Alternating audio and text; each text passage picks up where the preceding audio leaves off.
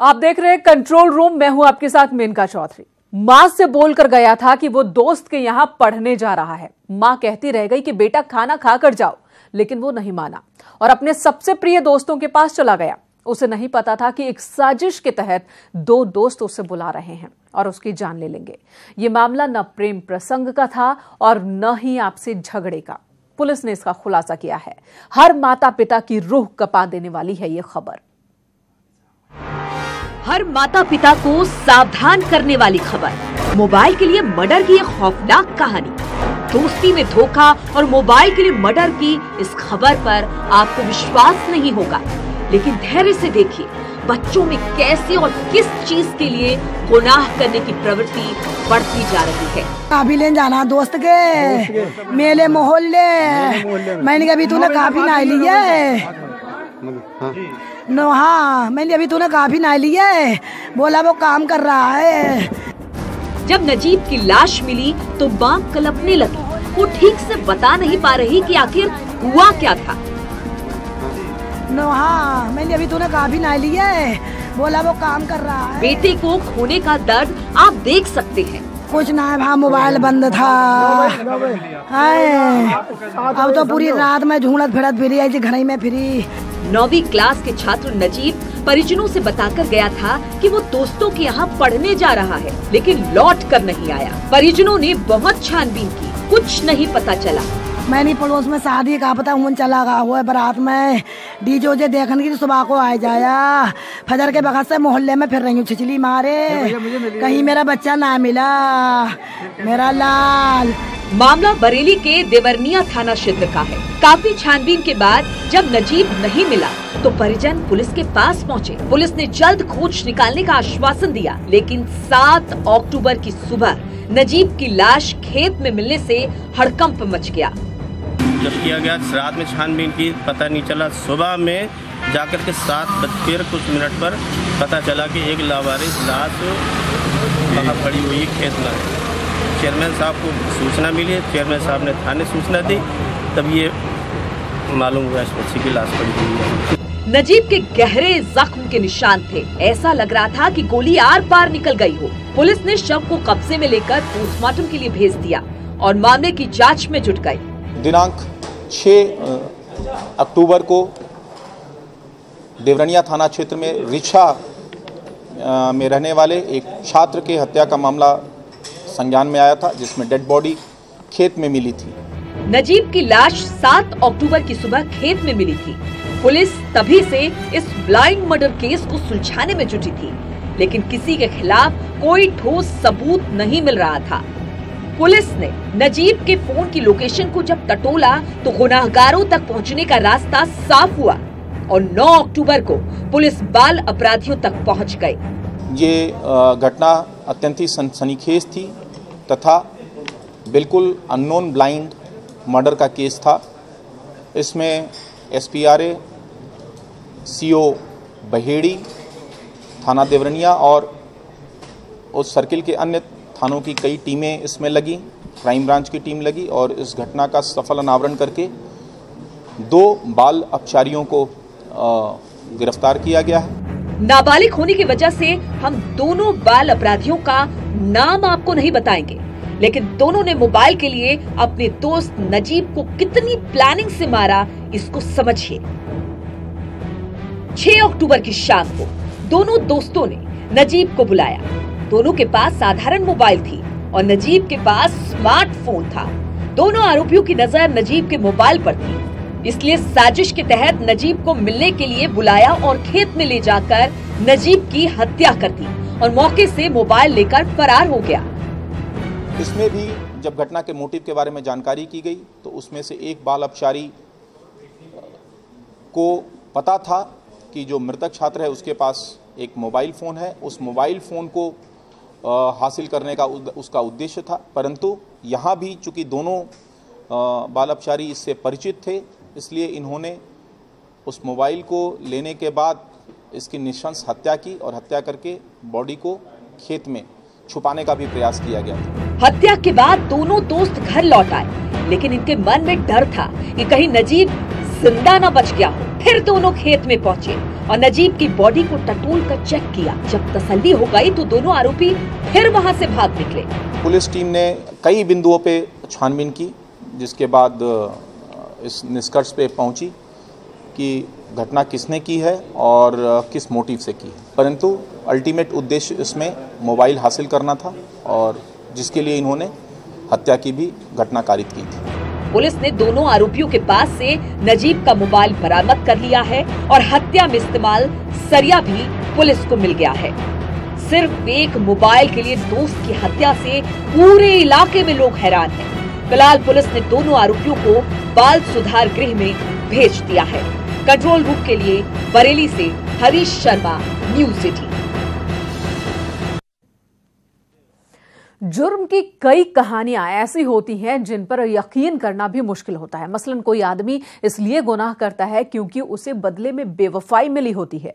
देखिए, ऐसी ही एक लव स्टोरी जिसमें एक आशिक ने जिसे जान से सबसे ज्यादा वो प्यार करता था, उसकी ही बेरहमी से जान ले लेता है। वो उसे जान से चाहता था, वो उसे बेइंतहा मोहब्बत करता था, लेकिन एक दिन इस मोहब्बत को नजर लग गई। नजरों से नजरें टकराए तो एहसास दिल की गहराइयों में उतर गई। कुछ इतराई, कुछ शर्माई, पहली पहल अनजान और फिर अपनी सी लगने लगी वो नजर। और बस उसी दिन उसने फैसला कर लिया कि इन नजरों पर किसी का अगर हक होगा तो सिर्फ और सिर्फ उसी का। दरअसल आजमगढ़ में महराजपुर के ढाका गांव में नूरीन अपने 5 बच्चों के साथ रहती थी। उसका पति दुबई में काम करता है। नूरीन का शौहर नूरीन से बात करने के लिए गांव के एक लड़के शुभम विश्वकर्मा के फोन पर कॉल करता था। पति पत्नी की बात कराने शुभम अक्सर नूरीन के घर आया करता था। इसी दौरान नूरीन की बड़ी लड़की गजाला से शुभम की नजरें चार हो गई। वीडियो कॉल के बहाने उस घर में शुभम का आना जाना लगा रहा, इस उम्मीद में कि जिस नजर से उसकी नजर मिली है, एक न एक दिन दिल भी मिल जाएगा। शुभम ने कुछ इस कदर गजाला के मन में झांका कि सीढ़ी दर सीढ़ी वो उसी में उतरता चला गया। मुलाकातें बढ़ने लगी, घर में और घर के बाहर भी, और फिर प्यार हो गया। इसके बाद तो जैसे शुभम की जिंदगी हर पल बदलने लगी। पहले प्यार हुआ, फिर मुलाकातें और फिर हमेशा साथ रहने की कस्में। लेकिन एक रात ना जाने शुभम पर क्या भूत सवार हुआ कि वो आशिक से कातिल बन बैठा। समझना मुश्किल था कि गजाला से बेपनाह मोहब्बत करने वाले शुभम ने आखिर इतनी बेरहम मौत उसे क्यों दी। लेकिन दूसरी तरफ कहानी जरा उल्टी थी। गजाला शुभम से मिलती जरूर थी, लेकिन प्यार किसी और से करती थी। और कहते हैं ना, इश्क और मुश्क छिपाए नहीं छिपते।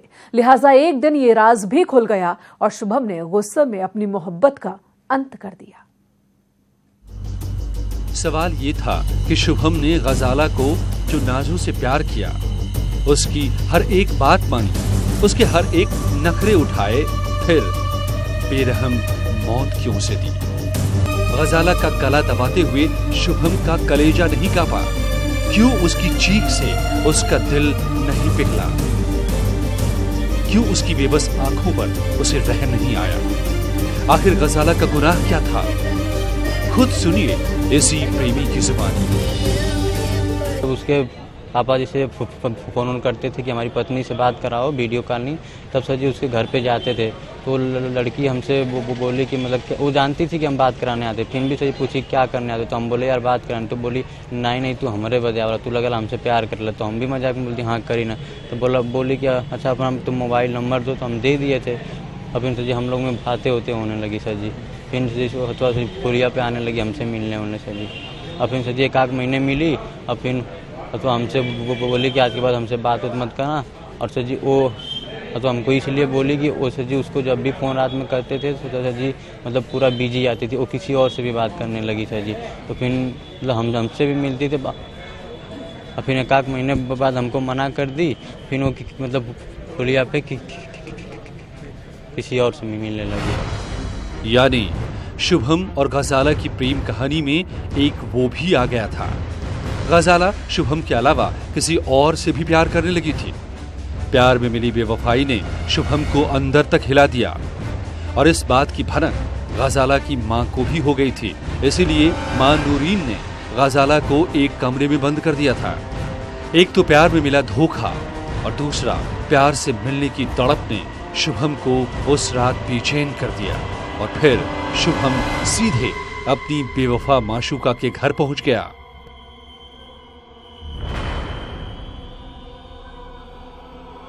शुभम विश्वकर्मा लड़का पकड़ा गया है। इसका गजाला जो लड़की है और उससे गलत संबंध थे। और जब उसकी माँ को डाउट हुआ तो उसकी माँ जो है इसको कमरे में बंद करके सोती थी। जिस कमरे में वो रहती थी उसको लॉक कर देती थी या फिर बाहर सोती थी। ये लड़का अचानक रात में पहुंचता है, उसकी माँ से कहता है कि नहीं, लड़की से हमको मिलवाओ। इस बात को लेकर के कुछ कहा सुनी होती है और उसने उसकी माँ का गला दबा करके वहीं हत्या कर देता है और ले जा करके घर के पीछे ही खेत में डाल देता है। और उसके बाद से जो उसकी माँ चाबी रखी रहती है उस चाबी को निकालता है और जा करके उसका कमरा खोल करके उस गजाला लड़की को कुछ दूर ले जाता है वहाँ से। चूँकि उसकी माँ की हत्या कर दिया रहता है और लड़की को भी पता चलता है इस बात का, तो बार बार कहते हैं नहीं तुम बताओ हमारी माँ कहाँ, हमारी माँ कहाँ है। तो पहले तो ये बहाना करता है कि तुम्हारी माँ जो है किसी दूसरे कमरे में सो रही है, लेकिन लड़की को डाउट हो जाता है। फिर इसको ये लगता है कि अब ये बात खुल जाएगी कि हमने ही माँ को मारा है, तो इस लड़की का भी गला हत्या करके, गला दबा करके और पानी में डुबो करके मार देता है। पुलिस के गिरफ्त में खड़ा इस सनकी आशिक ने अब अपना गुनाह कबूल कर लिया है और पुलिस ने इसे सलाखों के पीछे भेज दिया है। वीडियो कॉलिंग से शुरू हुई प्रेम कहानी का अंजाम इतना भयानक होगा किसी ने सोचा भी नहीं था। प्रेमिका की बेवफाई और उसकी मां की धमकी प्रेमी को कातिल बना दिया। नाराज प्रेमी ने एक ही रात में मां और बेटी को मौत के घाट उतार दिया। पुलिस ने आरोपी को गिरफ्तार करने के बाद जब मामले से पर्दा उठाया तो सनसनी फैल गई। अभिषेक उपाध्याय, न्यूज़ 18, आजमगढ़। ब्रेक के लिए रुकेंगे, तुरंत लौटते हैं।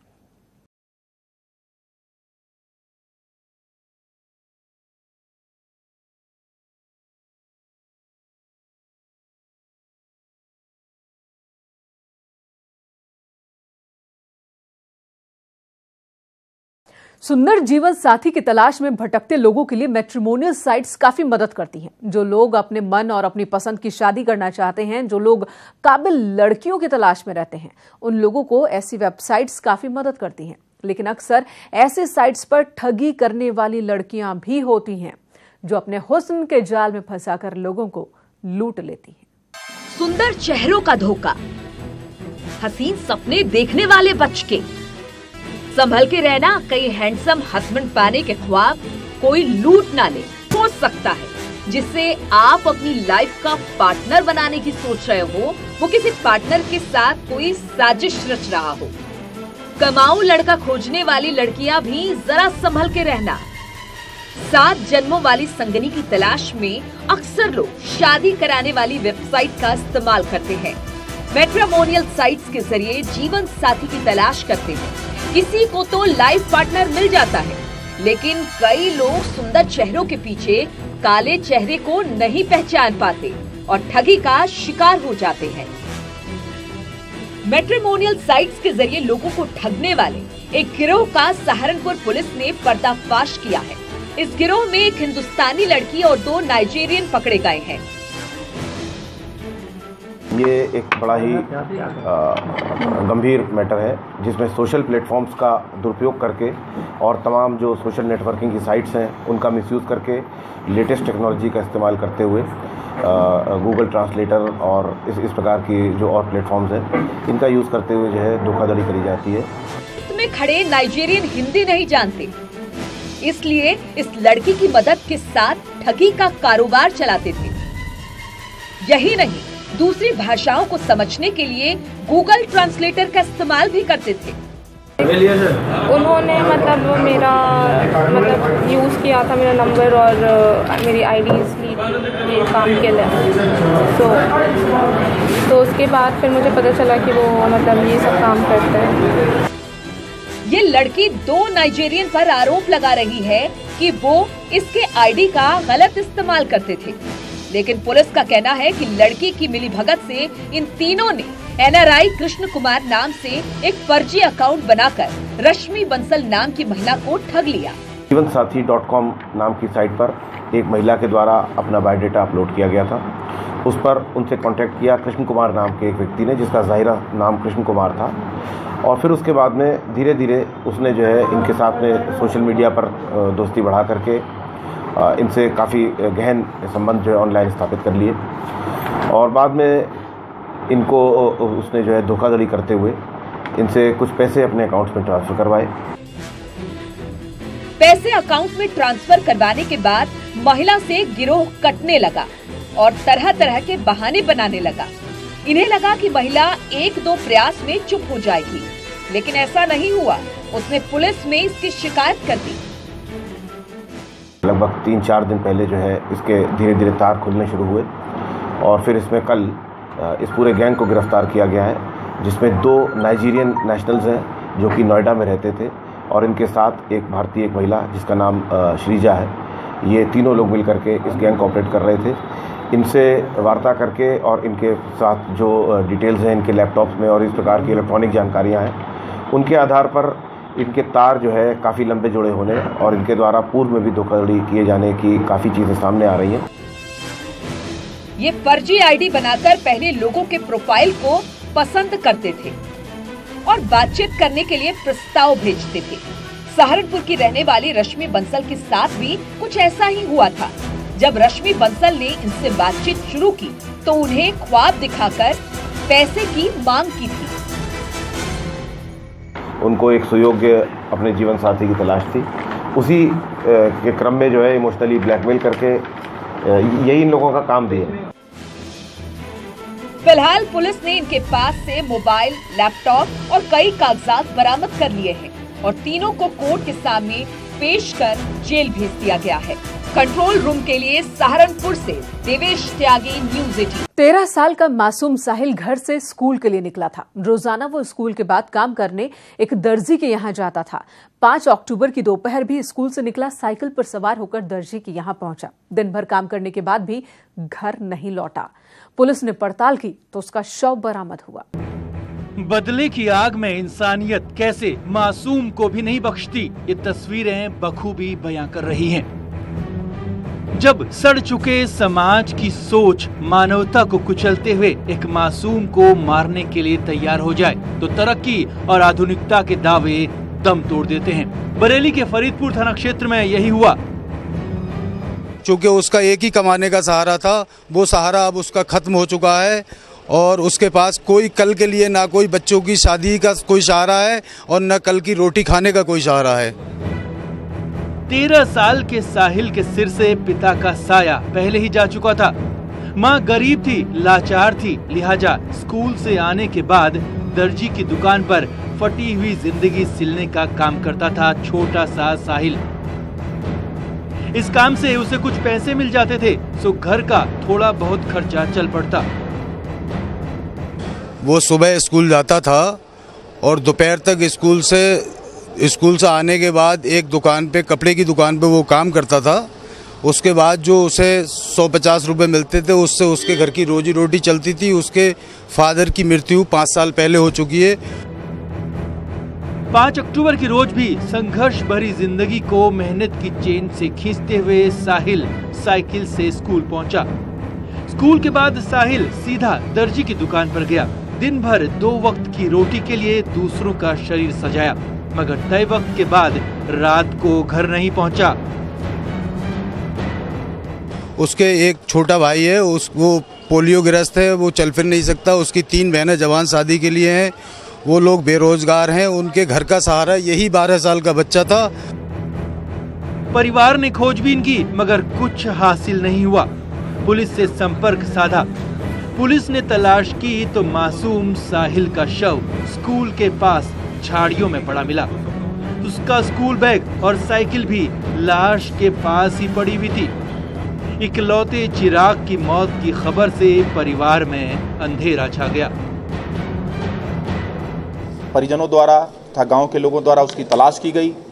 तलाश के दौरान फरीदपुर में सेंट मेरी स्कूल के पास झाड़ी में बच्चे की डेड बॉडी मिली। उसके बाद तुरंत उन्होंने 100 नंबर पर सूचना दी। पुलिस टीमें SPRA साहब के नेतृत्व में तुरंत एक्टिव हुई। कंट्रोल रूम में फिलहाल इतना ही। छोटे से ब्रेक के बाद भी खबरों का सिलसिला जारी है।